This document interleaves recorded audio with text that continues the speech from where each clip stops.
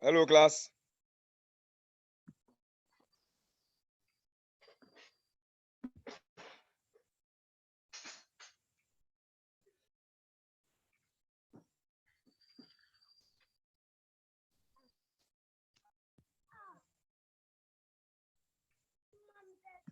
Hello, class.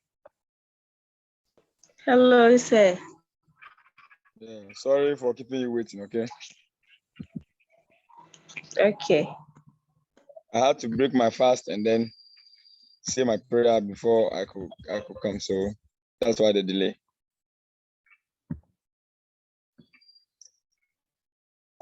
Okay, sir. So the line we said we were going to teach what topic? Bonava function, isn't it? We said we were going to do endocrine. Yes, please. What do you say we're going to do? Endocrine system. I can't hear you. Endocrine I didn't hear you. We said what? Endocrine system. Endocrine system. Okay. All right.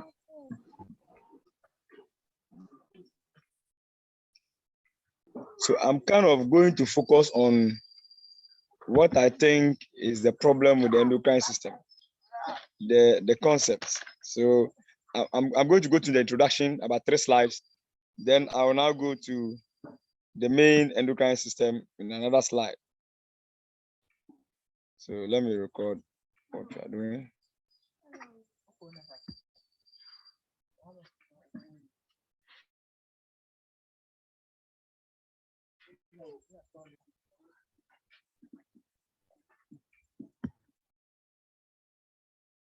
Okay, so I believe you can see my slide.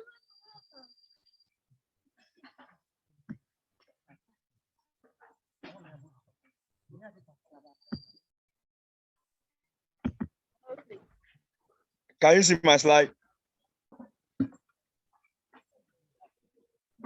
Yes, sir. Hello, can you see my slide? Yes, sir, we can see your slide. Okay, so let me focus on what I think is a problem with the endocrine system, the introduction. Then when I'm done, I'll go to the individual organs one by one.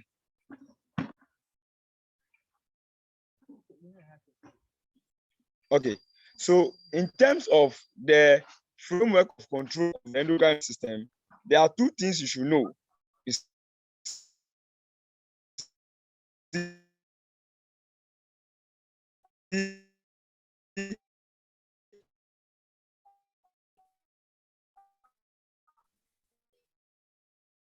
The hypothalamic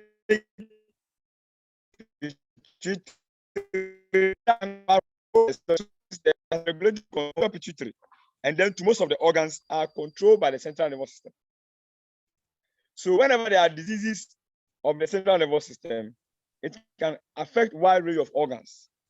But the adrenal gland, the adrenal medulla, is controlled by the peripheral nervous system. Good. Which is mediated by the renin-angiotensin-aldosterone pathway. So the production of aldosterone is not under the control of the central nervous system. So the last 2 bulletins, this is how you need to think about the endocrine system.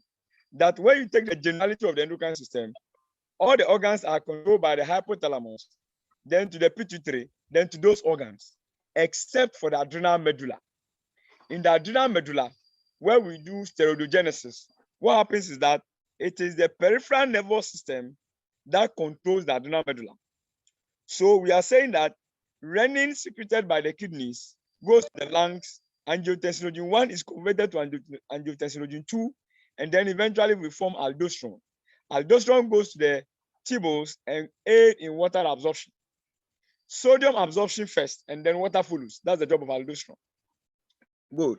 So if you look at it this way, then you agree with me that anytime there is a deficiency or there is a disease that affects the central nervous system, then it obviously has effect on other organs, but not the adrenal gland, not the adrenal medulla. So, and if we have a problem with the renin-angiotensin-aldosterone pathway, then it can compromise the production of aldosterone, but not the rest of the other hormones. Good. This is how you need to think about it.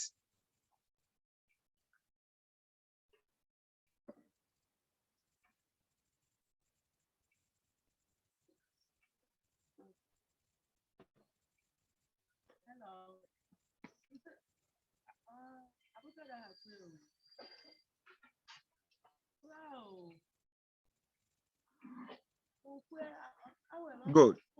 So let's come to the action of lipid soluble and water soluble hormones. Good. Lipid soluble hormones.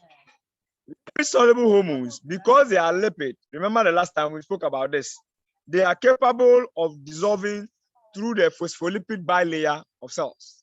So as you see here, when this lipid hormone transported by the blue transport protein brings the hormone to a cell, okay, the lipid soluble hormone diffuses across the phospholipid cell membrane into the cell.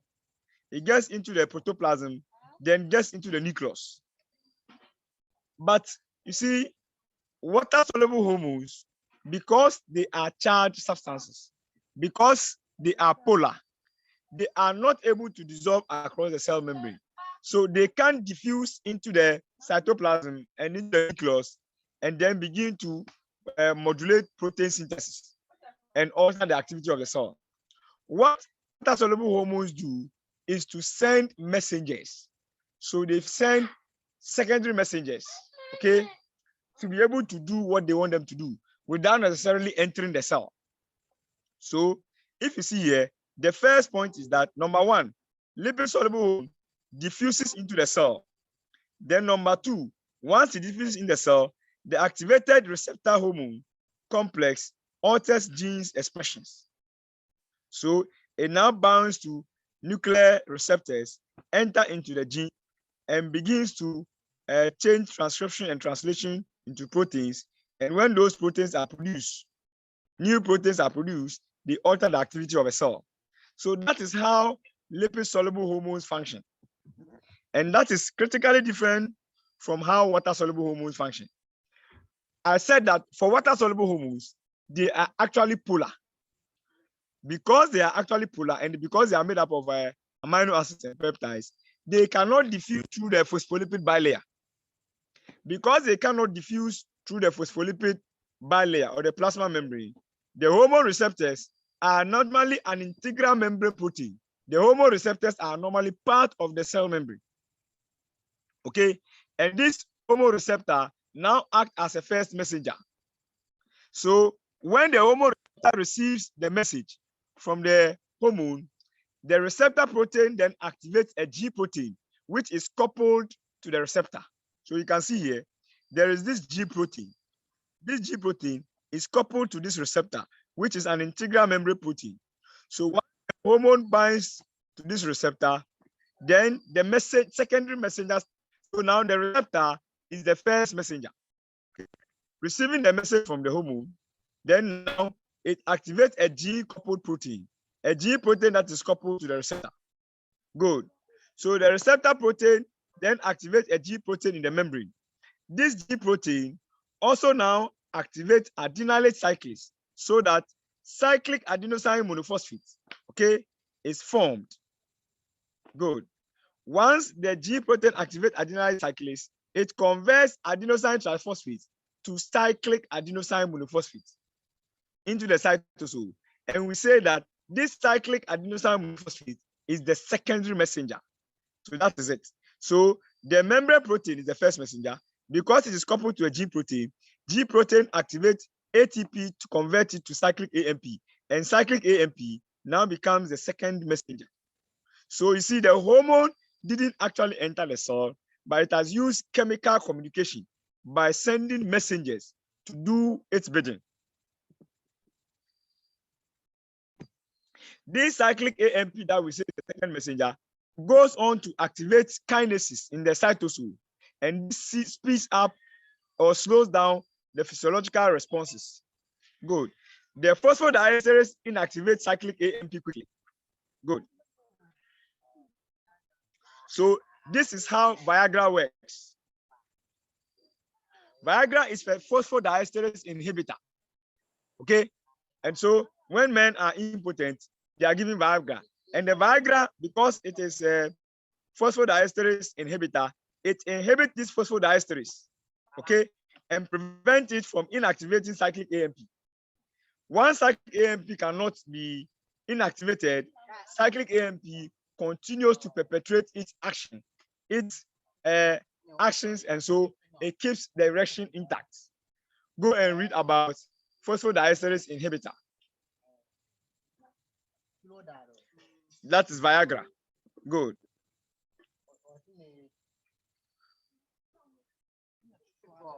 So second message, some hormones exert their influence by increasing the synthesis of cyclic AMP. So for some hormones, the way they improve their function and influence and increase the activity is to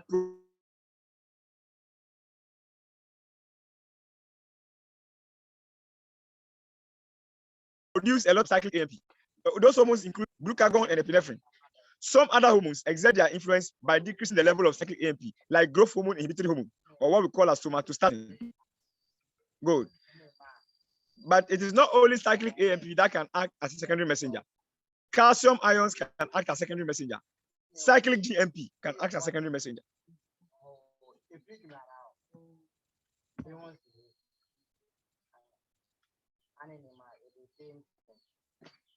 Good.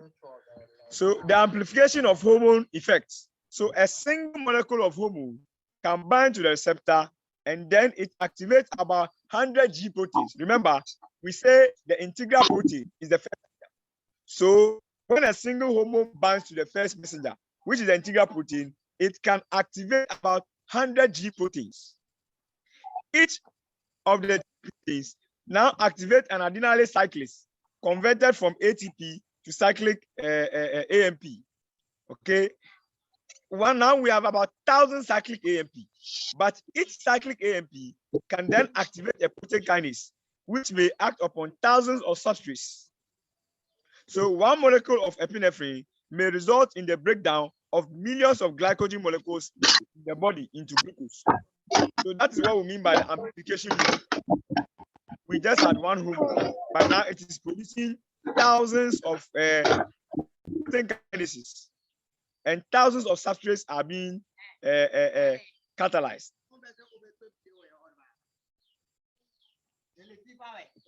The toxin, cholera toxin, and G protein.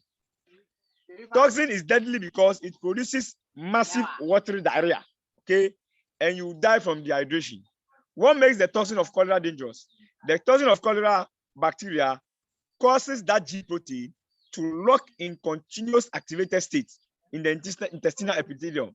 When a G protein is locked in an activated state, it means cyclic AMP can be formed uninhibited, because cyclic AMP is formed from activated G proteins. Good. So once the G protein is locked in an activated state, cyclic AMP causes the intestine to produce so much cyclic AMP that makes the intestine to actively transport chloride into the lumen. Once chloride is going to the lumen, sodium and water will follow. And so as sodium and water follow, you are losing water. And if the patient is not careful, the patient will die from dehydration unless the doctor gives antibiotics or fluids are replaced.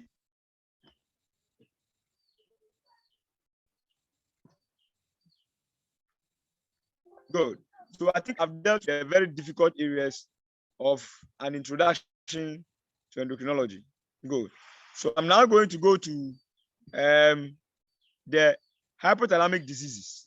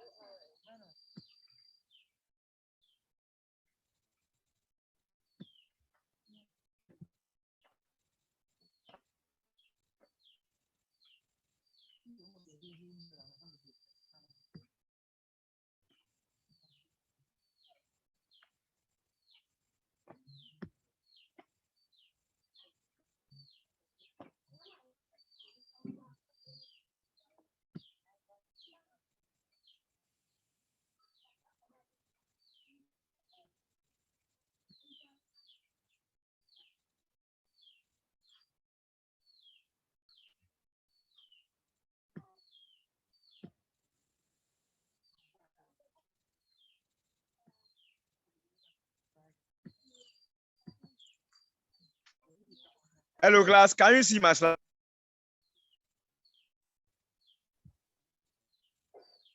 Yes, sir. You can see the new slide I have projected. The hypothalamus and the pituitary. Can you see it? Yes, sir. Okay, so let's make progress.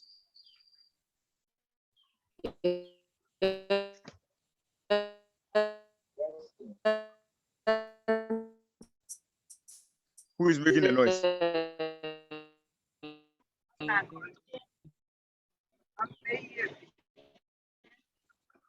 Who is making the noise? Yes. So let's talk about the endocrine system. Now we are going to talk about a few things you need to grasp very well. The various hormones have synergistic and antagonistic actions in terms of how they relate with each other. And these actions, every hormone is either acting on a carbohydrate, acting on a protein, or acting on lipid. So you need to know what is the relationship of a hormone with protein, with glucose, and with lipids. And are the hormones antagonizing each other or they are synergistic? When we say synergistic, they support each other to perform almost the same function. But when we say they antagonize each other, Yeah. it means they do opposite actions. Who is disturbing my class? I'll remove you. Good. So what about human growth hormone? Please listen to this carefully. The human growth hormone, its common target cell is the liver, skeletal muscle, cartilage, and bone, because by eating human growth hormone, it means it helps you to grow. It helps children and adults to grow. Good. It increases cell growth and cell division by increasing uptake of amino acids and the synthesis of proteins. So you see that in terms of proteins, human growth hormone increases protein availability. It doesn't break down proteins. It uses amino acids to form new proteins and make synthesis. It promotes synthesis of proteins. Good. So we have established one thing about human growth hormone. It also stimulates lipolysis in adipose tissue so that fatty acids can be used for ATP generation. So left with human growth hormone, it doesn't want you to use glucose. Human growth hormone wants you to grow. And to be able to grow, you need glucose in your system at a very good concentration for long. So human growth hormone will prefer to tell you to go and use fats, lipids to generate energy rather than come and use glucose. So human growth hormone protects proteins. That is, it promotes protein synthesis, but it depletes lipids. It is engaged in lipolysis, but it also salvages glucose because it retards the use of glucose for ATP production. So the blood glucose levels remain high enough to supply the brain. How does it retard use of glucose? You need energy.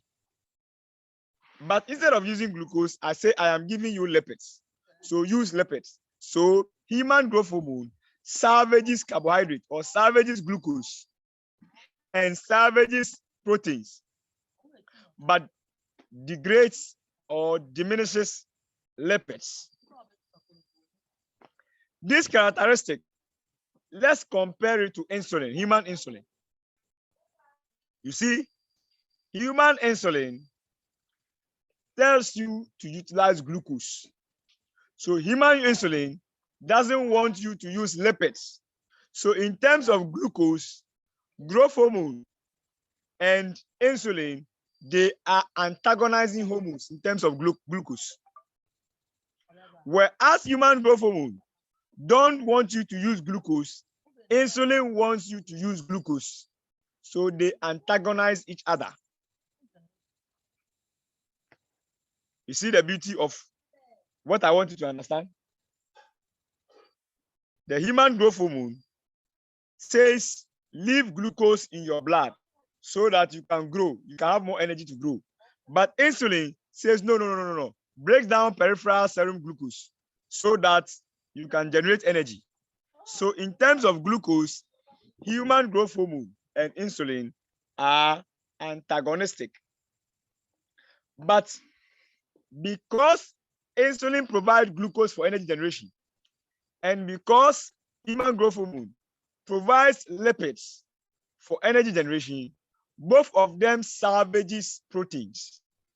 They don't want you to go and break down protein through gluconeogenesis to generate energy.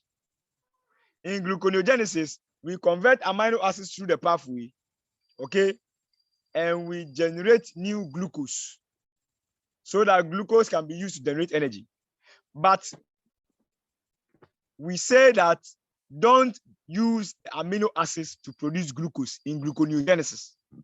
So when it comes to human growth hormone, because it offers you lipids as an alternative energy source, it somewhat protects proteins.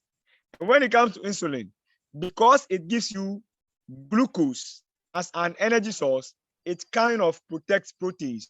So in terms of proteins, human growth hormone and insulin are synergistic. But in terms of glucose, human growth hormone and insulin are antagonistic. You see, when you understand it like this, it is easier for you to actually be able to answer any question regarding the topic.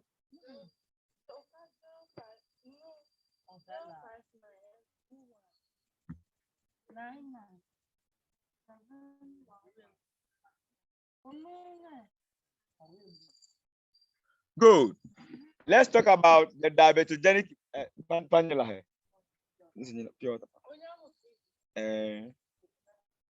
let's talk about the diabetogenic effects of human growth hormone. When we say something has a diabetogenic effect, it means it can cause diabetes. Why will human growth hormone have the capacity to cause diabetes? So that if a person has excess human growth hormone, the person is likely to be prone to diabetes or glucose intolerance or diabetes. Why? Let's try to understand. If a patient has excess human growth hormone, the presence of the human growth hormone by retarding the use of glucose makes glucose to be high in the blood anytime human growth hormone is available in good numbers.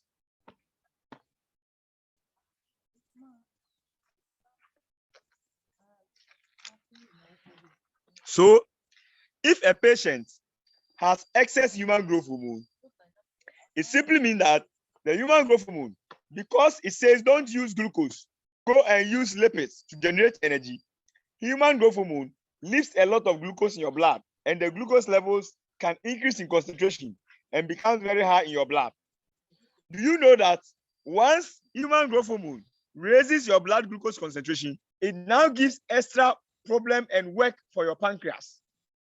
The more glucose there are, the more your pancreas has to produce a lot of insulin so that you can deal with the excess glucose. So once human growth hormone becomes excess, pancreas produces so much insulin that in about 1, 2, 3 to 5 years, the pancreatic beta cells get worn out. When they get worn out, they can no longer produce insulin. And once all the pancreatic beta cells can no longer produce insulin, then obviously you have developed diabetes, because diabetes is incapacity to produce insulin or incapacity to utilize available insulin. That is what we call the diabetogenic effect of human growth hormone.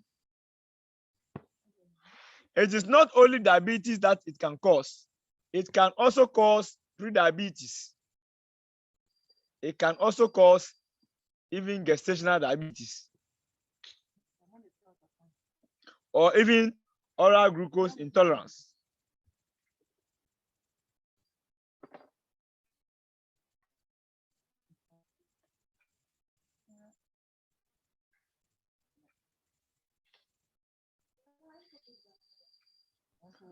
I don't see why any of these should be difficult for you to understand. So I will go and focus on the very difficult topics.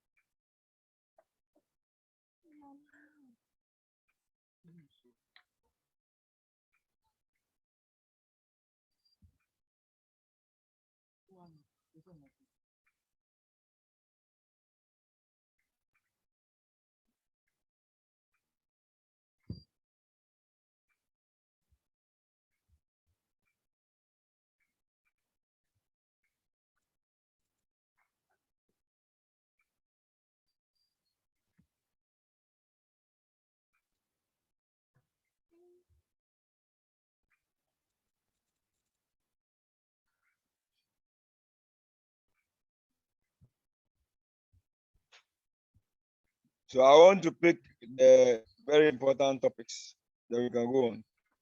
So let's talk about diseases of the posterior pituitary. The disease of the anterior pituitary should not be difficult for you to follow. So let's talk about diabetes insipidus. What is diabetes insipidus? What is diabetes in itself?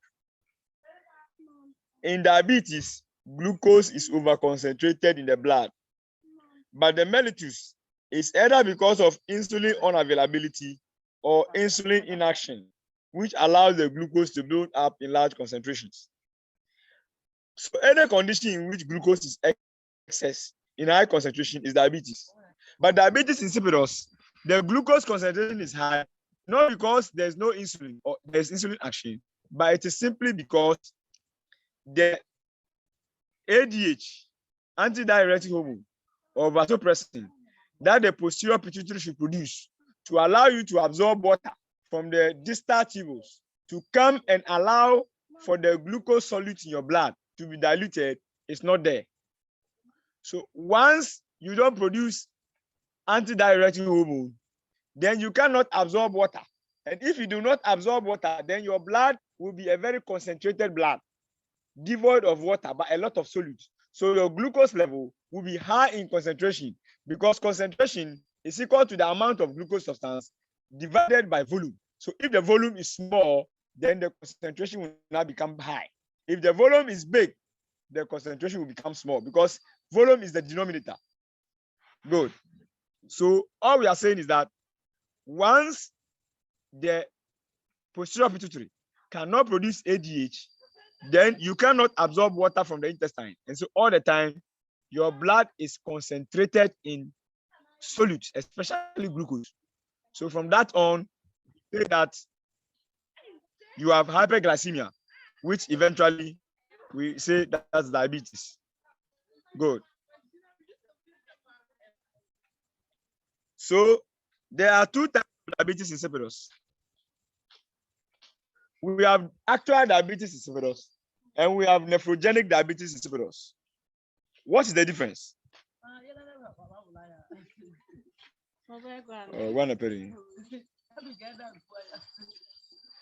So there are two things.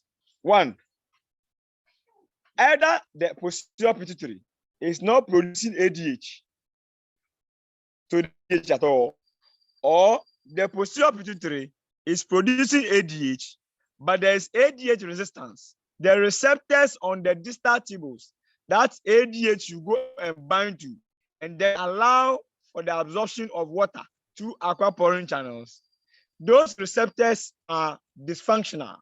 So when ADH reaches there, antidiuretic hormone cannot attach to its receptors and allow for water absorption, so that the water will come and dilute your blood. So your glucose level do not appear as high in concentration, so that you will not get diabetes insipidus.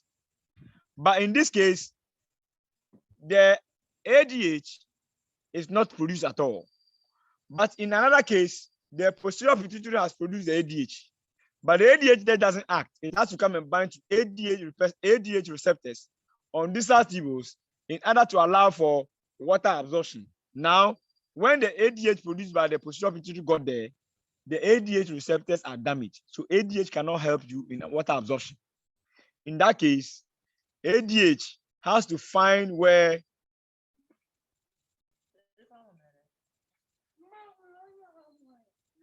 good. In that case, ADH cannot aid in water absorption because it has no receptor to bind to absorb water. Good. But that type of diabetes where it is the receptors of the distal tubule that is not having receptors for ADH to bind. So ADH cannot absorb water. It's called nephrogenic diabetes insipidus because the problem is coming from the kidney. The posterior pituitary is able to produce its ADH all right, but the kidney cannot utilize it because the kidney distal tubules have no receptors for ADH. So that is called nephrogenic diabetes insipidus. How do we distinguish the two things in the laboratory? Firstly, we do what we call the water deprivation test. When the patient comes to the hospital, the patient is made to not drink water for the first 12 hours. The patient cannot drink water. Then from the 12 hours going, for the next 12 hours, which now becomes 24 hours, we start collecting the urine of the patient. Because the patient has not drank water for 12 hours, his body homeostatically will not want to lose a lot of water. So he will be producing small amounts of urine. Yes, because he hasn't drank water. Once we deprive him of water, then the kidney begins to concentrate the urine and produce only small amount of water. Good. What then happens is that once the kidney is concentrating water, urine will come out, but it will be less in water and more in solutes, which means that the urine will be very, very concentrated. Good. So once this patient actually produces less amount of urine, then we know that this patient has what we call diabetes insipidus. To differentiate it from nephrogenic diabetes insipidus, we inject the patient with exogenous antidiuretic hormone. If the patient is a patient whose posterior pituitary could not produce the ADH, immediately you give exogenous ADH, the patient will now begin to absorb water. Okay? And so the patient will now be able to produce what we call, in the first instance, because the patient cannot absorb water, because there's no ADH, the patient rather produces high volumes, a lot of urine. Good. I think I made a mistake in that part. Because there's no ADH, what would rather happen is that ADH is not absorbing the water. So you produce large volumes of urine. Good. But when we now inject you with ADH, okay, then you can now begin to concentrate your urine because ADH now allows you to absorb the water and your body gets the dilution of the glucose and only small amount of water comes out. Good. But if you are nephrogenic diabetes insipidus, even if we injected you with the exogenous ADH, you will still not be able to concentrate your urine and you will still produce large amount of urine. That is because the exogenous ADH cannot have its receptors to bind to in order to promote water absorption. That's how you differentiate nephrogenic diabetes insipidus from actual diabetes insipidus.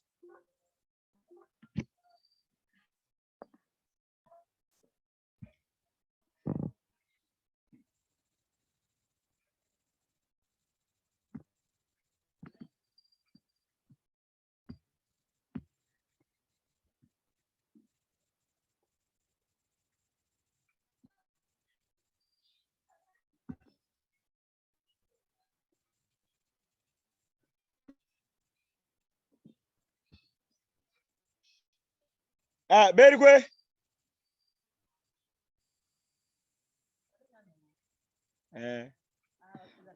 Who is disturbing the dogs?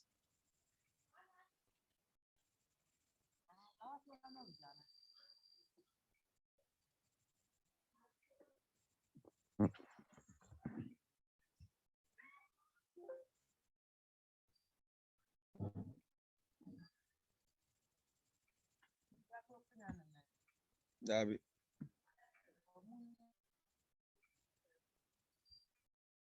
Masiba malnyana ne. Amagogo petam ya alisting one. I'm having difficulty in minimizing my screen, so just give me some time.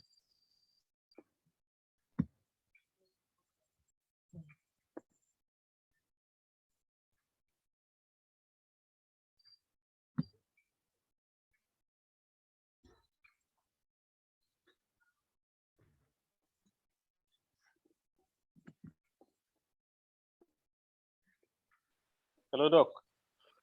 Yeah, hello. You will not be able to minimize it all. So whatever you want to project, just click on that one rather. Okay. So I finished with this slide. Recording. I'm going to the next slide. Because you are Yes, I was recording, you will not recording. be able to. Okay. So unless you So I'm moving to the next slide. I'm done with this the lecture. other one you want. Okay. So I've closed it. I'm opening the new one I want to talk about. I've actually finished with that slide. Okay. So now I will go to the thyroid.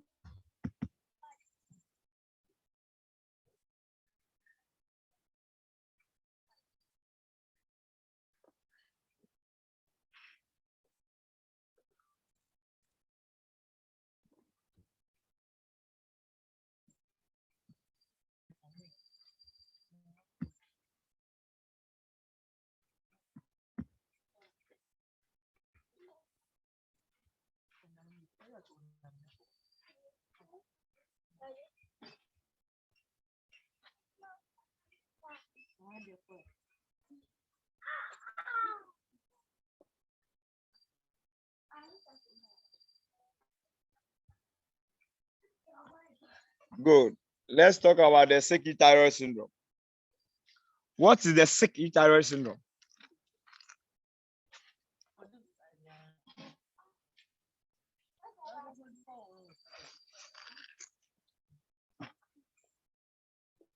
You see, when an individual is not sick, his body produces tetraiodothyronine, T4, which is now deiodinated by liver deiodinases to form T3. In converting peripheral T4 to T3, equal amount of T3 and good amount of reverse T3 are produced. Reverse T3 is like the inactive form of T3. So when there's a lot of T4 and the body wants to make T3 inactive, it produces a lot of reverse T3 and leave only small actual T3. So reverse T3 is a metabolic inactive form of T3. But immediately you are sick, because we don't want to raise your body's metabolic rate, the actual T3 becomes small in production. But we produce a large amount of reverse T3 because we don't want to raise the body's metabolic rate. Thank you.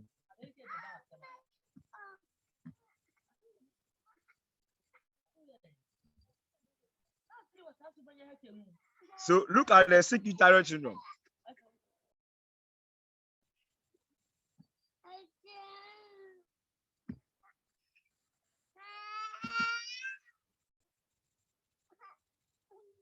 So if you look at the sick thyroid syndrome, this is the explanation. This area, this is it gray area, is actually the normal range. So the normal range starts from here and comes here, this line. From this line to this line. That's where the normal range is. Okay. The blue at the top is increasing, and the blue at the bottom is decreasing. When a patient is not sick, all his thyroid hormones are almost within the normal reference range. But so this is mild sickness, moderate sickness, severe sickness, and patient recovery. Good. In a mild disease, now you see that because the disease is mild, what does the body do? The body begins to, the disease is still mild. The body is still increasing the reverse T3. It's still increasing the reverse T3, but still within the normal range. So as long as the disease is mild, the T3, reverse T3 will be within the normal range in mild disease. So even though the real T3 has begun to decrease, but it is still within the normal range. So in the mild disease, T3 and reverse T3 will all be within the normal range. As much as T4, and TSH. All will be within the normal range. But when the disease gets moderate, you can see that the body totally cuts down on the amount of T3 it produces. So the T3 levels become even more decreased out of the reference range. But then the reverse T3, we are forming more of it because of the sick syndrome, we don't want T3 to be active. So we form a reverse T3, a lot of it. Good. Then when the disease gets very severe, in severe disease, then more reverse T3 is produced and less T3 is produced. Good. So this is the concept of the sick thyroid syndrome.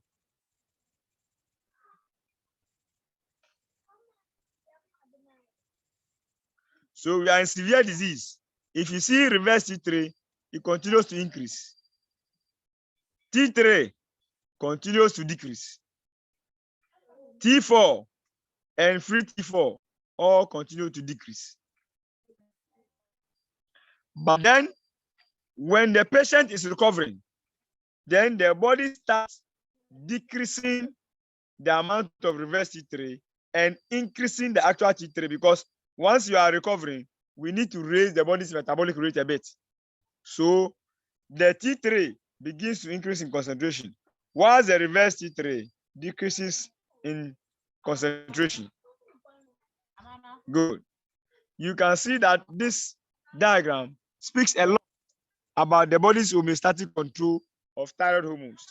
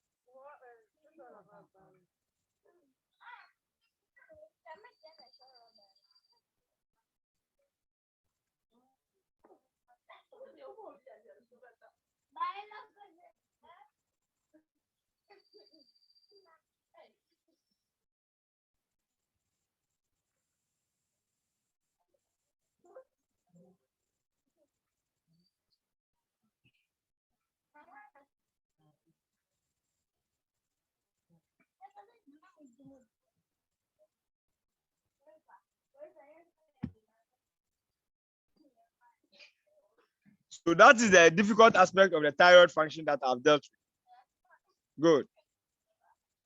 So let's now go to gonadal function.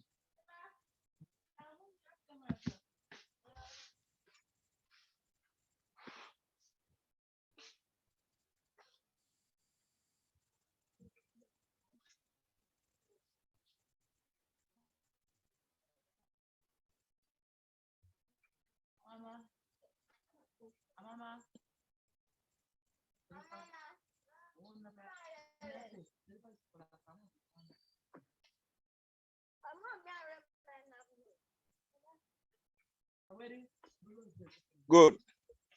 Primary hypogonadism. What is primary hypogonadism? The gonadal organ in use is the testis that produces testosterone. If we say primary hypogonadism, it means the testis is not functioning well. It cannot produce testosterone. But you see, the fact that the testis is a primary organ and it cannot produce testosterone doesn't mean that the anterior pituitary is not secreting gonadotropin releasing hormone or follicle stimulating hormone and luteinizing hormone are not being produced. Anytime the testis is not functioning well, the anterior pituitary continues to produce LH and FSH, and those are the gonadotropins. So the gonadotropins become hyper. But because there is no testosterone to serve as negative feedback to stop further FSH and LH production, what happens is that the anterior pituitary continues to shoot up the amount of FSH and LH it is producing, because it doesn't get negative feedback to tell you that you are producing enough testosterone. So stop, because the testes cannot produce testosterone. That is called primary hypogonadism. And we call that as hypergonadotropic hypogonadism. The gonadotropins are FSH and LH. So they are high from the anterior pituitary, but the testes should have been able to produce testosterone so that we can say hypergonadism. But no, because there's no testosterone, because the testis is not working in a primary disease, if we find high levels of FSH and LH, but no testosterone or no semen, we say it is hypergonadotropic hypogonadism. The gonadotropins, FSH and LH, are hyper, but the gonads, which is testosterone, are hypo. So we say hypergonadotropic hypogonadism.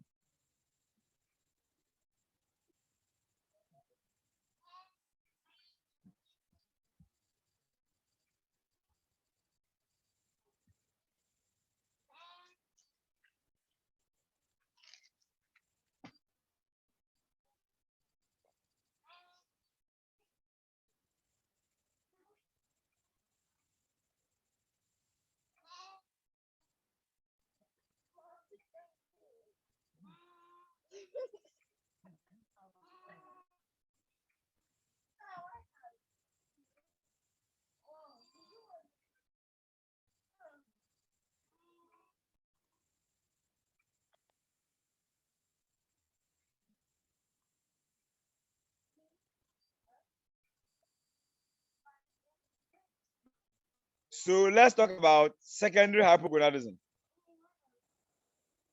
In secondary hypogonadism, there is no problem with the testes. If the testis had received FSH and LH, it will have produced testosterone. But the anterior pituitary is not producing FSH and LH. So the problem is secondary. For such patients, if we give them exogenous FSH and LH, they will adequately begin testosterone and semen production. Good. But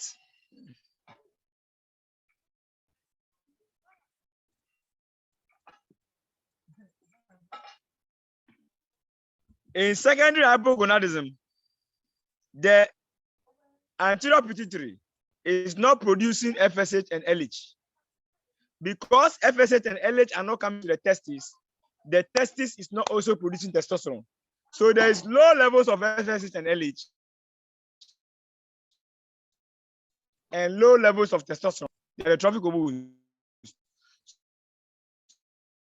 So we say the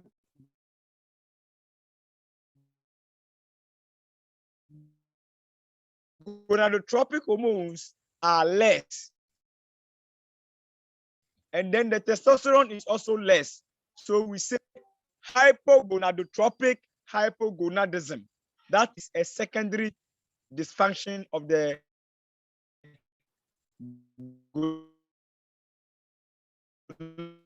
gonadal